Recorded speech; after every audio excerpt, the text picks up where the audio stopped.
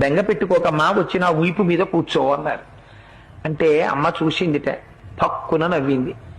వానరుని యొక్క చేష్టితమును బయట పెట్టాడో. ఎందుకని? అప్పటికి స్వామి చిన్నవారై ఉన్నారు, పిల్లంత వారై ఉన్నారు. అమ్మ వచ్చిన వీపు మీద కూర్చో అమ్మా, 100 యోజనముల సముద్రాన్ని దాటించి ఆవలి ఒడ్డుకు తీసుకెళ్లి ప్రశ్రవణ పర్వత శిఖరముల మీద కూర్చున్న రామచంద్రమూర్తి యొక్క పాదార విందముల యందు సమర్పించి కృతకృత్యుడనవుతానమ్మా అన్నారు. అంటే అమ్మ నవ్వి ఓ మాట అంది.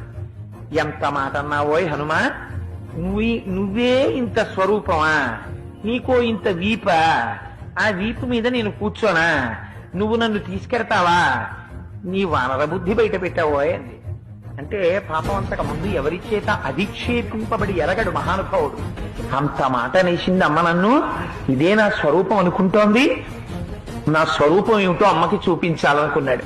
మెరుమందర సంకాశౌ భవౌదీప్తానల ప్రభ అగ్రతవ్యవతస్తే చ సీతాయా వనరోత్తమ.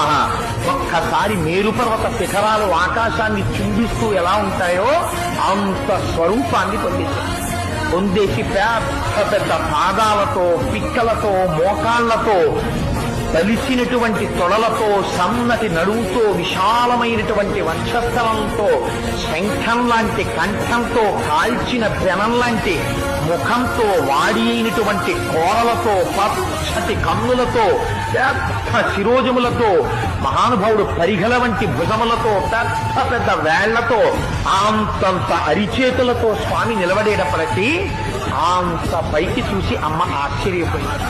నాయనా, నాకు తెలుసయ్యా నువ్వెవరో. 100 యోజనముల సముద్రాన్ని నీ దర్శన సామర్థ్యమును ప్రకటించి దాటి వచ్చిన రోజునే గుర్తించాను నువ్వెవరో. ఇలా రాగలిగినటువంటి శక్తి ఒక్క గరుత్మంతుడికి ఉంది, నీ తండ్రి వాయుదేవుడికుంది.